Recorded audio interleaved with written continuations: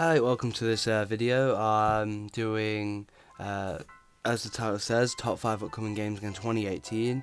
I have to admit this will probably be a bit biased, and I just want to state that the previous video did absolutely insane. I'm used to maybe maximum of 100, let's say.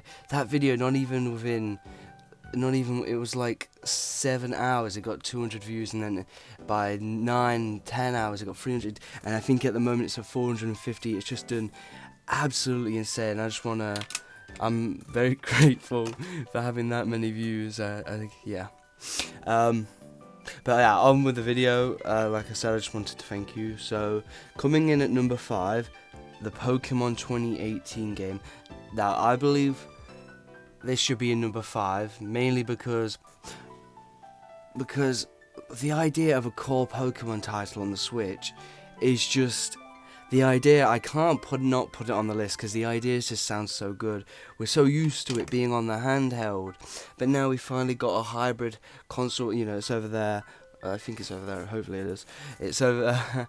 And now we can finally have this HD Pokemon on the go, and I'm really hoping. I did a video talking about it earlier about how it could be a Gen 4 remake, and the potential that it has is just so incredible.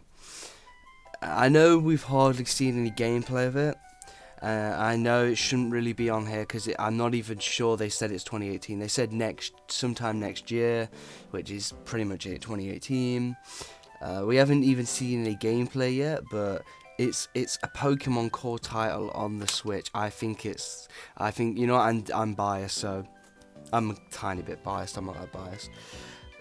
I mean, this is more of a personal preference video anyway. So coming in at number 4 is Fire Emblem 2018. Similar situation to what I'd say Fire Emblem is as well. It's had numerous handheld titles.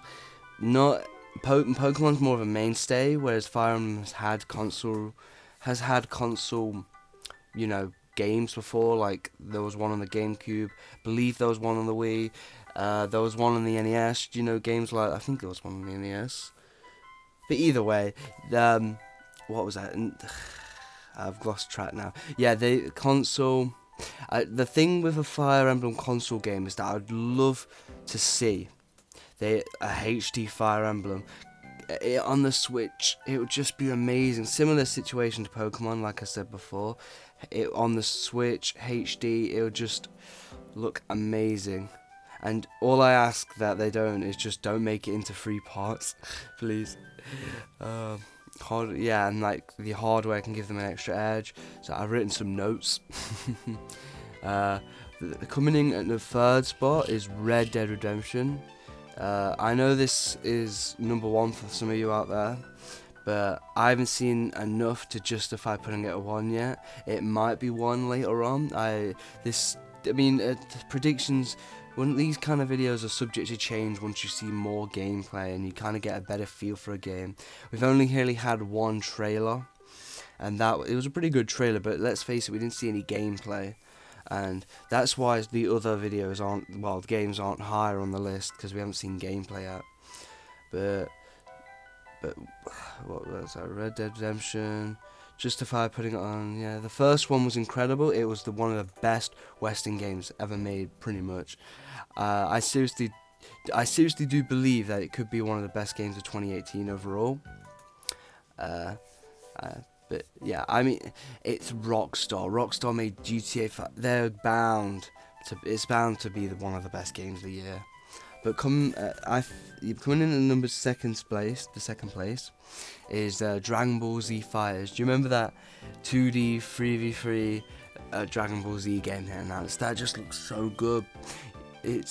I don't know why it looks so good. The gameplay, the animations, the music. It just feels like Dragon Ball. I've always liked Dragon Ball for like the past.